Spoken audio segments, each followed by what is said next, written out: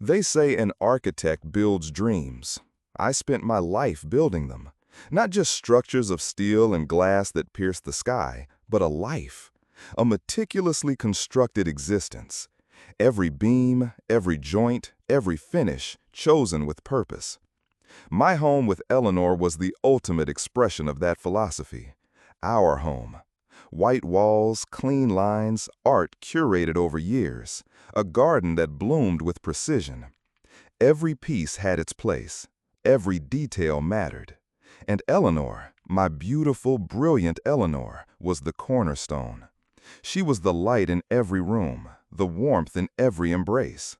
For 15 years, we built, we planned, we dreamed. We were the perfect couple, living the perfect life, or so I believed with every fiber of my being. The cracks started subtly. A faint tremor, easily dismissed. A stray text message I saw flash on her phone, a name I didn't recognize, a snippet of conversation too intimate for a colleague. My heart gave a little lurch, but I pushed it down. My Eleanor wouldn't. She couldn't. Then came the hotel keycard, not ours. A generic one, slipped from her purse as she emptied it after a conference. It lay on the polished oak of our kitchen island, a silent, damning accusation. My hand shook as I picked it up. My fingers traced the raised numbers. My mind raced, constructing scenarios, desperate to find an innocent explanation. There was none. The final blow came not with a crash, but with a whisper. A late-night phone call, muffled, urgent. I pretended to be asleep, listening as her hushed tones filled the silence of our bedroom. Words like tonight and miss you and can't wait. Each syllable a nail hammered into my chest. The air grew thick, suffocating. My perfect world, my meticulously constructed reality, wasn't just cracking, it was shattering, splintering into a million jagged pieces around me. Disbelief was the first wave, quickly followed by a sickening nausea. This wasn't happening, not to us, not to me. Then the rage, a cold, burning inferno that consumed every rational thought. Eleanor, my wife, the woman I loved, the mother of my hypothetical children, the person I trusted above all others. She wasn't just having an affair, she was living a second life. A meticulously hidden parallel existence woven into the fabric of our perfect domesticity. Every loving glance, every tender touch, every shared laugh was now tainted. Was it all a performance? Was I merely an unwitting audience to her grand deception? The pain was a physical thing. It clawed at my throat, tightened my chest, made my vision blur with unshed tears. It wasn't just the betrayal of our vows, though that was a gaping wound. It was the calculated lies, the audacity of her perfect performance. She didn't just break my heart, she desecrated every shared memory, every private moment. She dismantled my reality, brick by painstaking brick. The woman I knew, the woman I loved, was a ghost, a carefully constructed illusion. And the real Eleanor, the one who existed beyond my carefully curated perception, was a stranger who had defiled everything I held sacred. For weeks, I walked through our immaculate home like a phantom. I watched her, observed her movements, her fleeting expressions. She continued her charade, oblivious, or perhaps uncaring. The rage festered, transforming into something colder, more precise. I was an architect. I built things, and I would build her ruin. Not with shouts or screams, not with violence or public confrontations that would cheapen my pain. My revenge would be an act of creation, a monument to her deceit, meticulously planned and executed, just as she had meticulously planned her betrayal. The idea came to me one sleepless night, staring at the pristine white walls of our living room, our home, the very stage of her betrayal.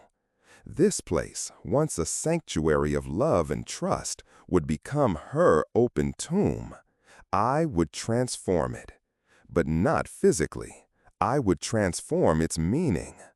Every object, every photograph, every seemingly innocent detail within these walls held a secret, and I would unveil them all.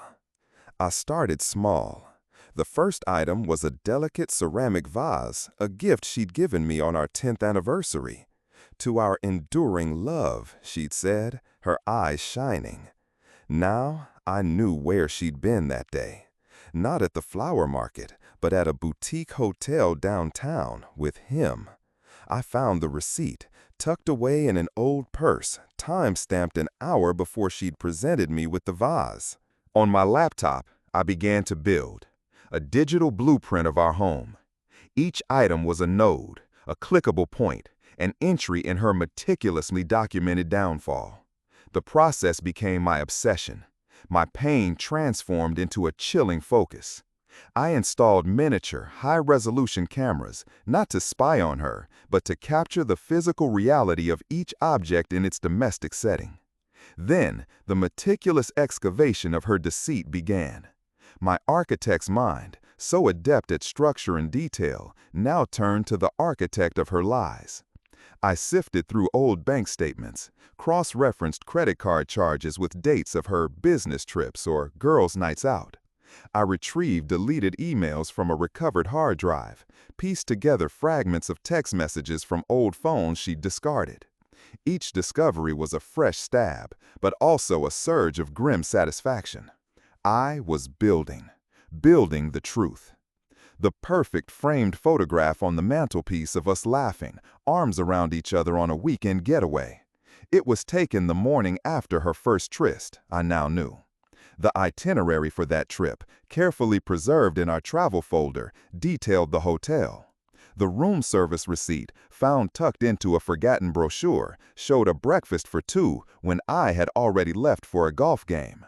The caption on my digital exhibit for that photo would simply read, September 12, 2021, the morning after room 407, the Grand Central Hotel. The expensive watch she gave me for my birthday, a symbol of timeless love. The receipt, buried in a dusty drawer, showed it was purchased at a jewelry store in a different city, one she claimed to have visited for a women in business retreat. I cross-referenced it with her flight details, found the exact date she was there. And then, the ultimate irony, a photo of him, not her, in a travel blog from the same city, taken on the same day.